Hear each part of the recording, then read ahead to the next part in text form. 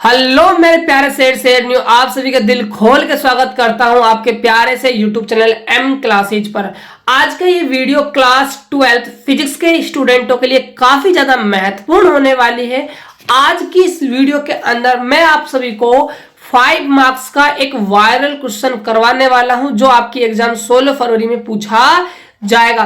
यदि दोस्तों आप हमारे चैनल पहली बार विजिट किए हो या फिर आपने हमारे चैनल अब तक सब्सक्राइब नहीं किया है तो भाई प्लीज आप चैनल को सब्सक्राइब कर लीजिए एंड वीडियो को अपने दोस्तों के पास शेयर कर दीजिए ताकि सभी बच्चों को इसका बेनिफिट मिल सके। यदि आपने अभी तक व्हाट्सएप ग्रुप ज्वाइन नहीं किया है तो भाई लिंक डिस्क्रिप्शन बॉक्स में है, जाकर ज्वाइन कर लीजिए या फिर आप हमें इस नंबर पर मैसेज कर दीजिएगा, हम आपको ग्रुप के अंदर ऐड कर देंगे ताकि आपको वहां क्लासों का अपडेट मिल सके। तो देखिए आज की इस वीडियो में हम कौन सा 5 मार्क्स का क्वेश्चन करेंगे। तो क्वेश्चन है दोस्तों आपके सामने, write the definition of electric flux, यानी कि आपको इलेक्ट्रिक फ्लक्स की डेफिनेशन लिखनी है।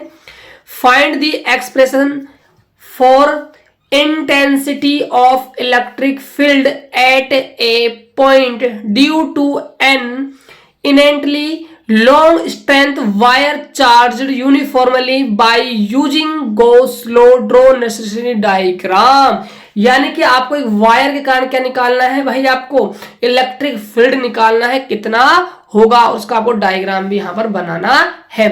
सबसे पहले हम बतलाएंगे बच्चों इलेक्ट्रिक फ्लक्स की डेफिनेशन क्या होगी। तो समझिए सबसे पहले है इलेक्ट्रिक फ्लक्स।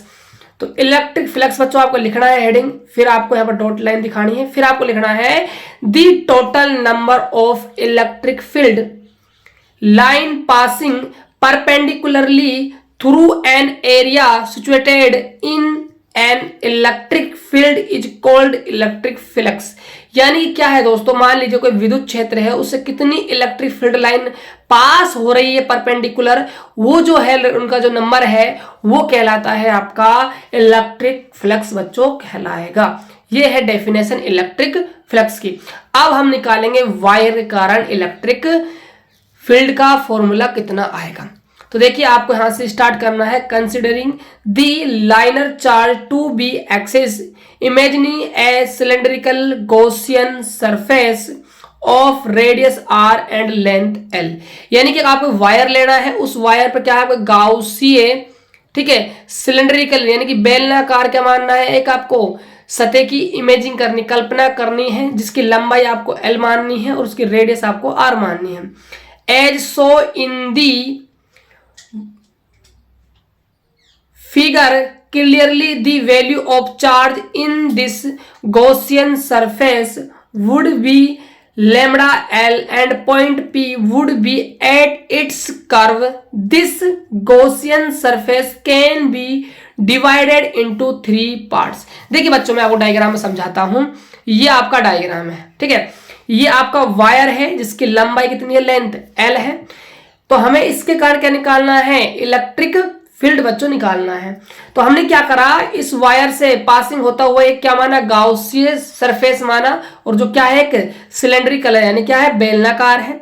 इस सिलेंड्रिकल जो सरफेस है गॉसियन, इसकी जो रेडियस है वो हमने क्या मानी है, r मानी है, राइट।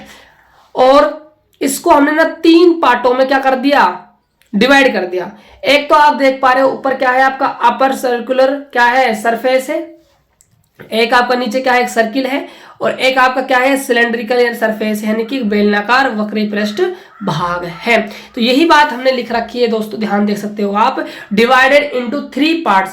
तो पहला पार्ट क्या है, अपर सर्कुलर सरफेस S1 है आपकी, राइट। सेकंड जो है आपकी वो लोअर सर्कुलर सरफेस S2 है, एक आपकी क्या है सिलेंड्रिकल सरफेस S3 है। ये देख सकते हो 3 भाग है। फिर आपको लिखना है from Gauss low total flux emitted from the 3 surface. जो टोटल जो गॉस का जो आपका फ्लक्स होने वाला है भाई गॉस लो से, वो क्या है इन तीनों पार्टों से क्या होगा भाई, पासिंग होने वाला है। तो तीनों पार्टों से पासिंग होगा तो हम तीनों क्या कर देंगे, फ्लक्स को ऐड कर देंगे, तो हमारे पास इसका टोटल क्या आ जाने वाला है, फ्लक्स आ जाने वाला है। तो देखिए गॉसियन फॉर्मूला आप सभी जानते हो, फाई ई इक्वल टू होता है क्लोज इंटीग्रेशन S है आपकी सरफेस, सरफेस है पूरी हमारा क्या है अभी फिलहाल हमारा सिलेंडर है। तो E वेक्टर डॉट में DA vector equal to sigma Q upon में एप्सिलॉन नॉट, इसको नाम दीजिए इक्वेशन नंबर फर्स्ट। अब देखिए सरफेस को हमने 3 पार्टों में क्या है डिवाइड कर दिया, S1, S2 और S3। सिग्मा क्यू का वैल्यू आ गया लेमड़ा एल। देखिए क्यू अपॉन में क्या होता है भाई आपका एल होता है, राइट। अब क्यू निकालोगे तो लेमड़ा गुणा में क्या हो जाएगा आपका एल हो जाएगा, ठीक है। ये होता है आपका रेखीय आवेश घनत्व। क्या होता है भाई बच्चों, रेखीय आवेश घनत्व। तो क्यू का वैल्यू क्या रख दिया हमने, लेमड़ा गुणा में एल यहाँ पर पुटअप कर दिया। इसको हमने नाम दिया इक्वेशन नंबर 2।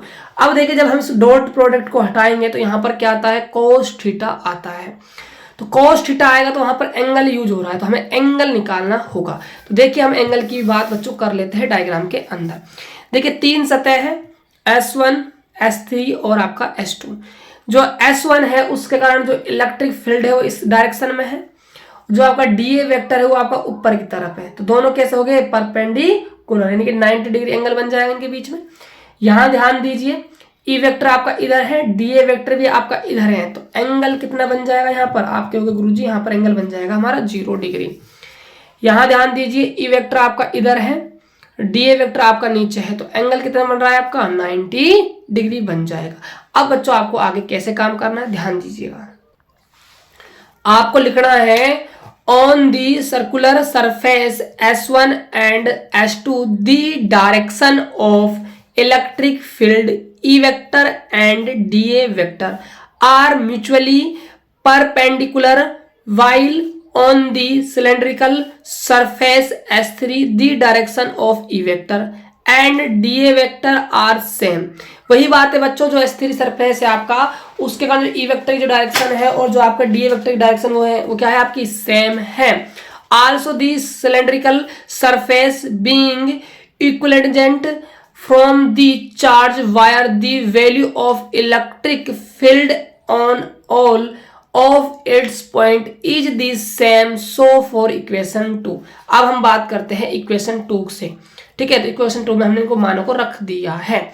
अब ध्यान दीजिएगा ये एंगल आपका 90 हो जाएगा S1 के कारण, S2 सरफेस में जो एंगल है वो भी 90 है, S3 जो सरफेस है वहां एंगल कितना है आपका 0 डिग्री है। तो cos 90 आपका 0, ये बच्चों 0, ये भी आपका 0 होने वाला है, सिर्फ आपका ये बचने वाला है। क्यों, कि जो cos 0 होता है उसका वैल्यू कितना होता है भाई 1 होता है, ठीक है। तो यहां से हमने ई को क्या ले लिया, बाहर ले लिया, क्या बच गया, सिर्फ DA बच गया। DA क्या है, क्षेत्रफल है, किस सतह का, S3 सतह का। तो S3 सतह क्या है बच्चों आपकी, ये आपकी S3 क्या है, सतह है, सिलेंड्रिकल जो आपकी है वो आपकी क्या है, सरफेस है। तो आपको यहां पर लगाना होगा इसका वक्र पृष्ठीय क्षेत्रफल जो होता है बेलन का, वो होता है भाई 2πr/h होता है, राइट बच्चों। तो ध्यान दीजिएगा आप सभी यहां पर, तो 2πr/h होता है। तो h के स्थान पर जो हाइट है बेलन की वो किसका काम कर रही है, तार की लंबाई के बराबर काम कर रही है। तो h के स्थान पे क्या आ जाएगा, l आ जाएगा। तो यहां हमने l के स्थान पे क्या रख दिया, h के स्थान पर बच्चों l रख दिया, ठीक है।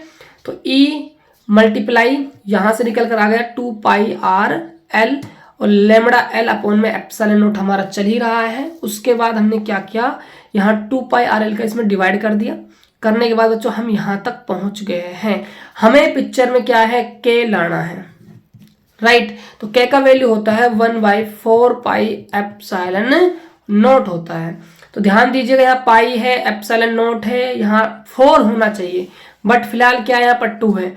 लेकिन 2 को हम बच्चों 4 तो बना सकते हैं ना, कैसे बनाएंगे, ऊपर नीचे बच्चों 2 से हम मल्टीप्लाई कर देंगे। तो ऊपर आपका 2 लेमड़ा और r आपका अलग हो जाएगा, यहाँ आपका हो जाएगा 1/4πε0। इसको हम लिख सकते हैं भाई k। तो फॉर्मूला आ जाएगा 2k लेमड़ा बट्टा में r। ये है बच्चों आपका इलेक्ट्रिक फील्ड, ये है आपकी विद्युत क्षेत्र की तीव्रता। तो बच्चों काफी इंपॉर्टेंट डेरिवेशन है, एग्जाम में पूछी जा सकती है, आप इसको ध्यान से कर लीजिएगा, ठीक है। तो आई होप कि आपको सॉल्यूशन काफी अच्छी तरह समझ में आ गया होगा। यदि वीडियो आपको अच्छा लगा हो तो वीडियो को लाइक कर दीजिए, चैनल को सब्सक्राइब कर दीजिए ताकि आने वाली वीडियो की नोटिफिकेशन आपके पास पहुंच सके। तो प्यारा सा कमेंट और कर देना वीडियो आपको कैसी लगी। तो मिलते हैं और एक बेहतर वीडियो के साथ, तब तक के लिए जय हिंद, वंदे मातरम।